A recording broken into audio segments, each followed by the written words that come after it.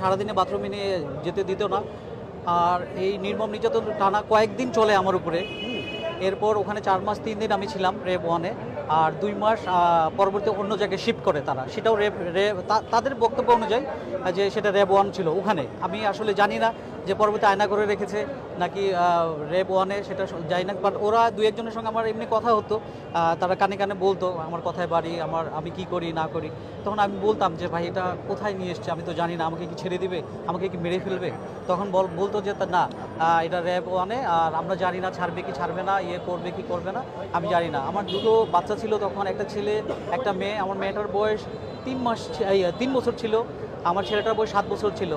তো আমার মেয়েটা আমার ওয়াইফের সাথে কাঁদতো, ওয়াইফের সাথে নামাজ যখন পড়তো, আর সেও বলতো আল্লাহ আমার বাবাকে ফিরে দাও, আল্লাহ আমার বাবাকে ফিরে দাও। আপনি কাদের বিরুদ্ধে মামলা করেছেন আর আদালত আদেশ কি দিয়েছে? আমি সাবেক প্রধানমন্ত্রী শেখ হাসিনা, হ্যাঁ